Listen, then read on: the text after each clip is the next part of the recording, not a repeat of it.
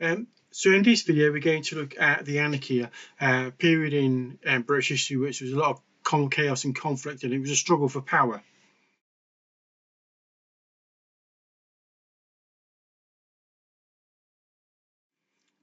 The period known as the Anarchy was a turbulent and chaotic period during British history, and it unfolded in 12th century, roughly between 1135 and 1154, and it was an era marked by a power struggle for the English throne. And it pitted two contenders against each other, King Stephen and Empress Matilda, also known as Maud. And the Anarchy was a time of political instability, civil war and lawlessness that had genuinely profound consequences for the future of England. Now, the Anarchy began with the death of Henry I in 1135. Because he left no male heir and leaving the throne contested, King Stephen, Henry's nephew, seized the opportunity and claimed the crown for himself. And this led to a period of prolonged civil conflict. Now, Stephen was initially recognised as the king by a significant portion of the nobility and clergy. Now, Empress Matilda's claim on the throne was because as she was the daughter of King Henry I and therefore the rightful heir in the absence of a male descendant, contested Stephen's rule. She claimed her claim to the throne was based on her bloodline and the principles of primogeniture, which dictated the eldest legitimate child should inherit the throne. Now, the Anarchy witnessed a widespread unrest and conflict as various factions rallied behind either Stephen or Matilda. Now, and this led to internal strife and a breakdown of central authority, which caused a lot of lawlessness, violence and economic hardship for just the ordinary people of England. Now, during this period, quite a lot of powerful barons and nobles began to consolidate their own territories, effectively establishing semi-independent fiefdoms. They basically exploited the chaos to advance their own interests, which kind of then further weakened the monarchy's control. Now, the Anarchy saw a lot of siege warfare. It became quite a common occurrence as castles and fortifications changed hands on a frequent basis. Castles were essential strategic assets during this period and serving as strongholds for a variety of different factions. Now, the Anarchy ultimately came to a temporary end in 1153 with the signing of what was called the Treaty of Wallingford, and this was an agreement recognised Stephen as king, but stipulated upon his death, Matilda's son Henry Plantagenet, the future King Henry II, would inherit the throne. Now, the Anarchy had several far-reaching consequences for England. It weakened central authority. There'd be a protracted conflict and decentralisation of power during this period, weakening the monarchy's authority. And this legacy would impact subsequent periods of English history. Periods such as the Barons' War and stuff like that. It also saw the emergence of the Plantagenets.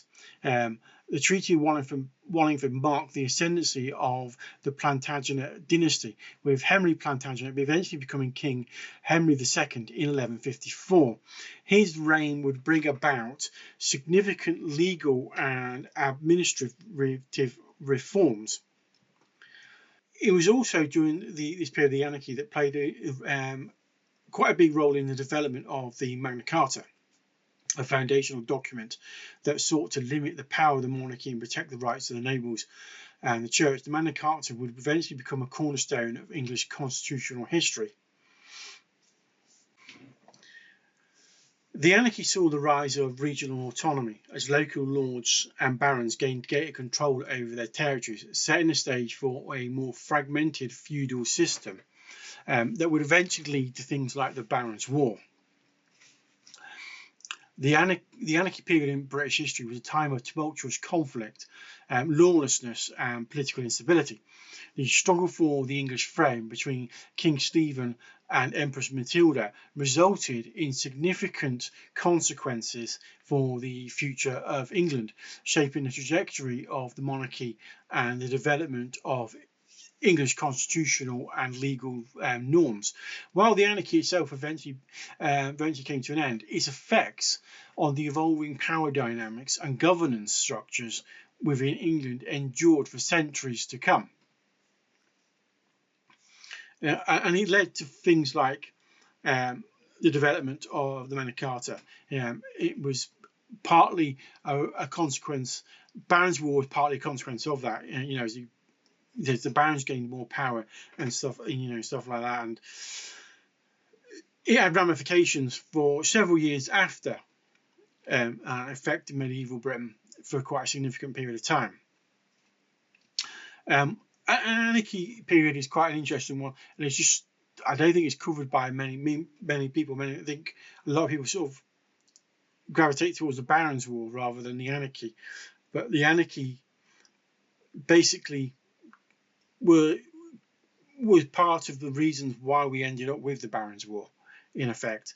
Because during the anarchy, those landowners and barons gained more power, which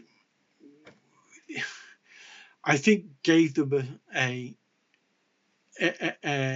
sense of entitlement, and because they had that power, they perceived they could say and control more, and that kind of led to further down the line further conflicts with the barons and the sort of the king, and we ended up with the Barons' War. For those that are looking to look at this period, there are several books out there.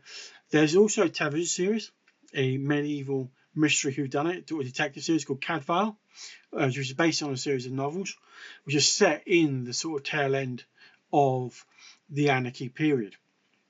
And so that, if you want to sort of get a flavour for that period, those are pretty good to watch. Now you will have to go search for them online because they were produced some time ago. I think back in the 90s.